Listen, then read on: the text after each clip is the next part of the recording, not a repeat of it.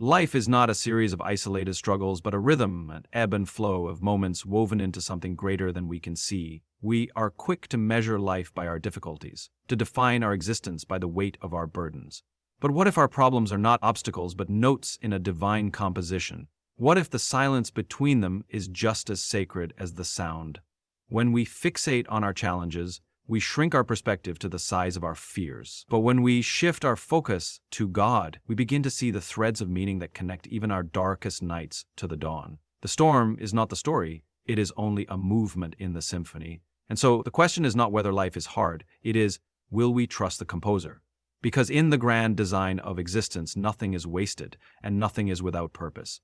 Imagine you're standing in the middle of a storm. The wind is howling, rain lashes against your skin, and the sky is dark with uncertainty. Your first instinct is to fight it, tense up, resist, try to control what is uncontrollable. But what happens when you fight the wind? You exhaust yourself. You waste your strength trying to grasp something that was never meant to be held. And yet, this is what we do every day.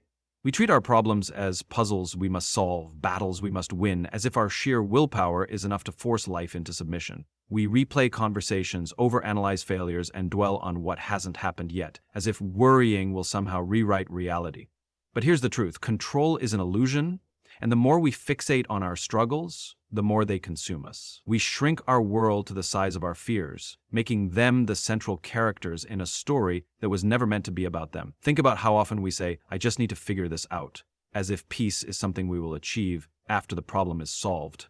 But what if peace isn't found in the absence of problems? What if it's found in where we choose to place our focus? Because here's the shift. What you focus on grows. When you stare at your problems, they multiply. They become bigger, heavier, more impossible. But when you focus on God, when you shift your attention beyond the storm, you realize the wind may be strong, but it is not stronger than the one who commands it. Now, I get it. Letting go of control feels risky. Trusting something bigger than yourself feels unnatural. But let me ask you this. Has carrying it all on your own ever worked? Has worrying ever brought you peace? If we're honest, we'll admit that our attempts to control everything haven't just failed, they've exhausted us. Maybe the problem isn't the weight of your struggles. Maybe the problem is that you were never meant to carry them alone. There's an old story about a man who spent his whole life collecting stones. Every time he faced a hardship, he picked up a rock and carried it with him as a reminder. He thought that by holding on to them, he could learn from them, prevent the same mistakes, somehow protect himself from future pain. But as the years went by, his back bent under the weight. He could barely move forward because he was so burdened by what he refused to let go of. How many of us are doing the same thing? Carrying every failure, every fear, every unanswered question like stones in our pockets, convincing ourselves that we need them, but the reality is, we don't. Because faith isn't about collecting weight, it's about releasing it. Focusing on God doesn't mean ignoring our problems. It doesn't mean pretending life isn't hard. It simply means remembering that the story is bigger than the struggle, that the storm is not permanent, that what feels uncertain to us is already known to Him. And when we let go of the need to control, something incredible happens. We don't just find relief, we find freedom. Because the storm is strong, but the one who holds you is stronger. Have you ever listened to a symphony? I mean, really listened? In the beginning, it might feel like chaos. Different instruments playing different notes. Some loud, some soft, some seemingly out of place. And yet, as the piece unfolds, something incredible happens. The scattered sounds begin to align, dissonance turns into harmony, and what once felt random now makes sense as part of a greater composition. Now imagine for a moment that you only ever heard the first few notes. You'd assume the music was incomplete, messy, even meaningless. But just because you can't hear the whole piece doesn't mean there isn't a melody being played. Life works the same way. Right now, you may feel like you're living in the middle of a chaotic composition. Some days are loud and overwhelming, others are quiet and uncertain. There are moments of tension, moments of resolution, and moments where it all seems to pause, like the music has stopped altogether. And if all we do is focus on these isolated moments, we'll convince ourselves that this is all there is, that the hardship, the waiting, the questions, that is the whole story. But it isn't. Just because you don't yet hear the resolution doesn't mean it isn't coming. Just because this part of your life feels out of tune doesn't mean it won't eventually fit into a greater harmony. And just because you don't understand the timing doesn't mean there isn't a rhythm guiding every step you take. We make the mistake of judging life in fragments. We measure our worth based on a single failure. We decide we're unloved because of a single heartbreak. We assume nothing will ever change because of a single setback. But what if we're only hearing one measure of a much larger piece? What if what feels like a mistake is just a minor chord leading into something greater? The problem is we want the whole song now. We want to see the purpose before we trust the process. We want answers before we take the next step.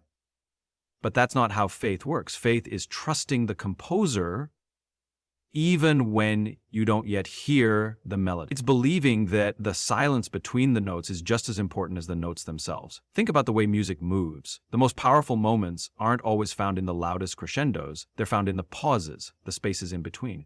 And yet, when life gives us those same pauses, we panic. We assume silence means something is wrong. We assume delay means denial. But what if the silence is just setting the stage for something beautiful? There's an old story about a man who sat at the back of an orchestra rehearsal. He listened for hours as the musicians played, but one section of the piece frustrated him. It felt unresolved, like it was missing something. So at the end of the rehearsal, he approached the conductor and asked, "Why did you stop there? It doesn't sound finished." The conductor smiled and said, "That's because the piece isn't over yet." How many of us are guilty of doing the same thing, assuming that because this chapter feels incomplete, the whole story must be broken? But life is still unfolding, the music is still being played, and if we could hear the full composition from beginning to end, we'd realize that every note, even the painful ones, belong. So maybe the question isn't, why does my life feel uncertain? Maybe the question is, am I willing to trust that the composer knows what he's doing? Because the beauty of a symphony isn't in the individual notes, it's in the way they come together. If you've ever watched a blacksmith at work, you'll notice something interesting. They take raw metal, ordinary, unrefined, often misshapen, and subject it to intense heat. They hammer it, bend it, and shape it over and over again. And if you didn't know better, you'd think they were destroying it, but they aren't. They're refining it, strengthening it, transforming it into something with purpose. Now, imagine for a moment that the metal had feelings. It would probably resist. It would say, "Why am I being struck? Why am I being burned? Why can't I just stay the way I am?"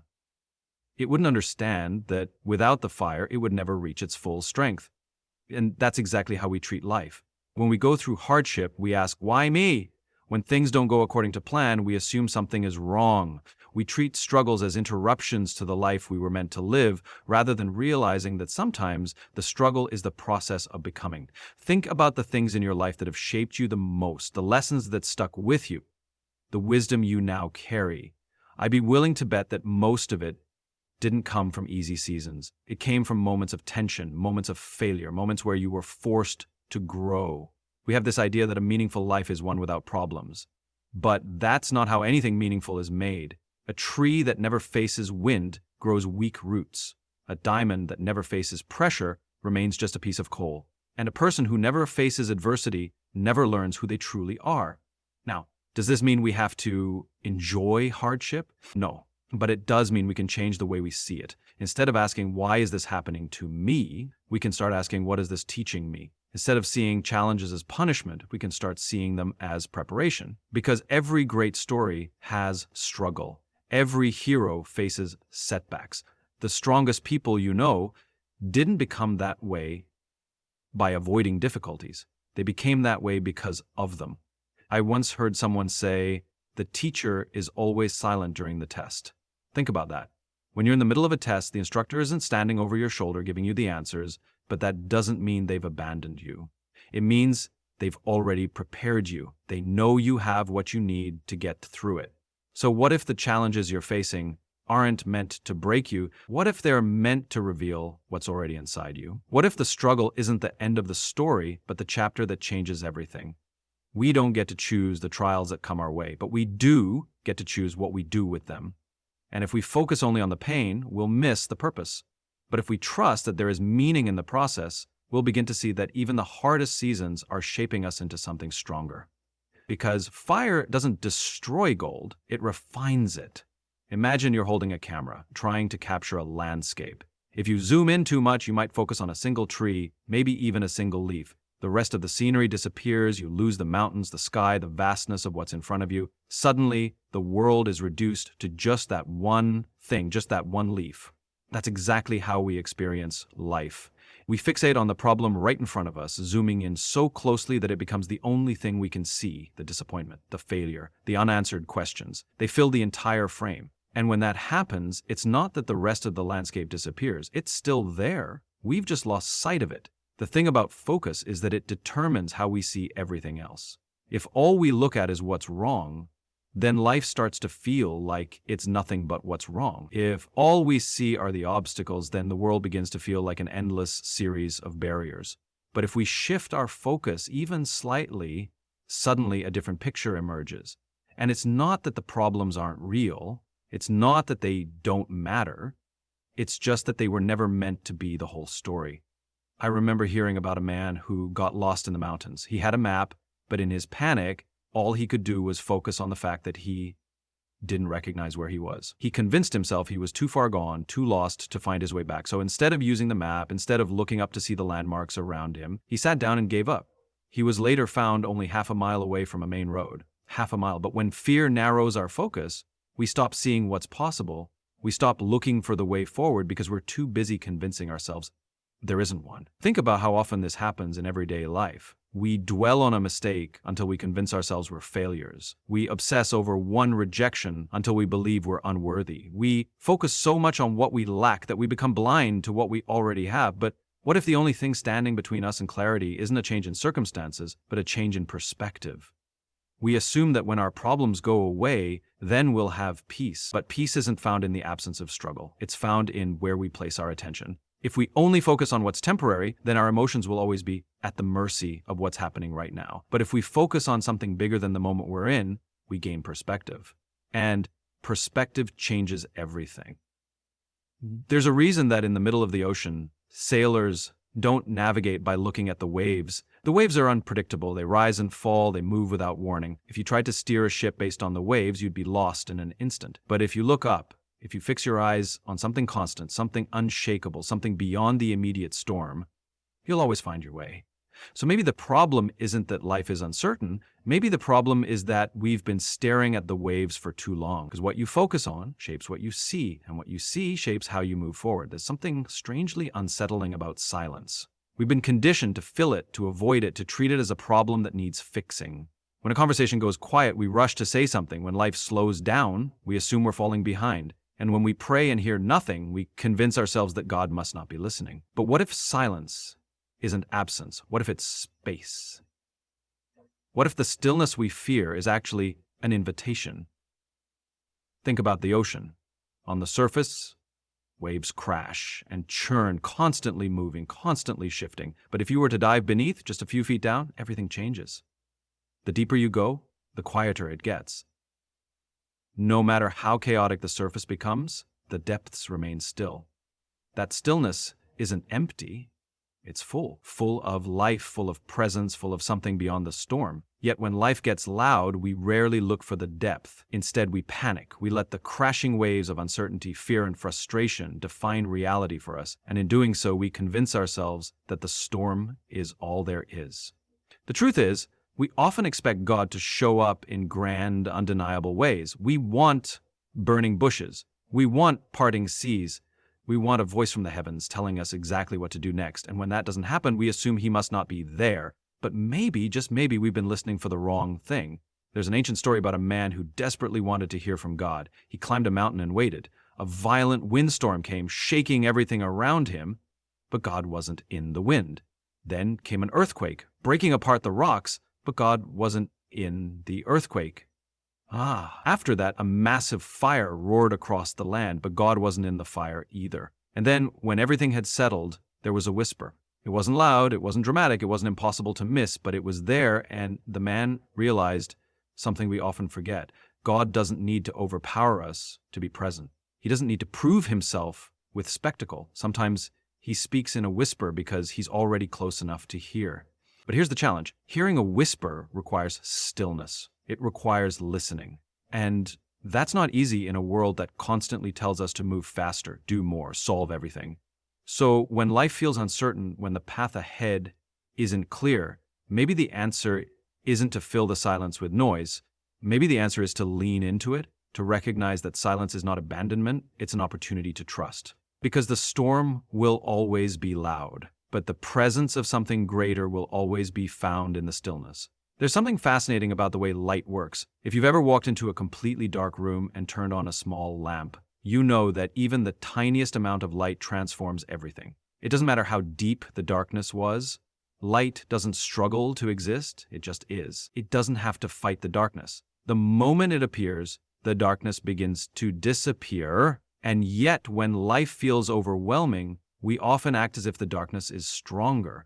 We convince ourselves that our problems, our fears, our uncertainties are too great to overcome. We focus so much on what's missing that we forget what's already present. But light is always there. It may not be obvious at first, but it's there. And the moment we choose to focus on it, the way we see everything else begins to change. Now, this isn't about ignoring reality. It's not about pretending struggles don't exist.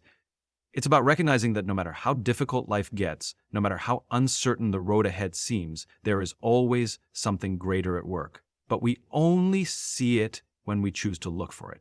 Think about how our minds work. If you wake up in the morning expecting a bad day, you'll find reasons to confirm that belief. If you expect people to be unkind, you'll notice every impatient driver, every rude cashier, every frustrating interaction. But the opposite is also true. If you expect to see goodness, you will. If you expect to see light, even in the smallest places, you will. It's not that one reality is true and the other is false. It's that what we focus on determines what we see. There's an old story about two men trapped in a prison cell. One spent every day staring at the bars, convinced that was all there was. The other spent every day looking out the tiny window at the sky, reminding himself that there was something bigger beyond those walls. Same situation, same reality, but two completely different experiences. One saw only confinement. The other saw possibility. We do this all the time. We fixate on what's in front of us, our struggles, our fears, our frustrations, without realizing that beyond them, something bigger is always at work. But when we lift our eyes, when we shift our focus, we start to see that even in the hardest seasons, even in the most uncertain moments, there is still beauty. There is still purpose. There is still something greater guiding the journey. The challenge is that this kind of perspective isn't automatic. It's a choice. And it's a choice we have to make daily. To wake up and say, today I will look for light. Today I will choose trust over fear. Today I will remember that my problems are not bigger than the one who holds me. And the incredible thing is, when we make that choice, everything shifts. Not because our circumstances change instantly, but because we change. We stop living as if we're at the mercy of life, and we start living as if we are part of something bigger. Because darkness never defeats light. It only exists where light has not yet been seen.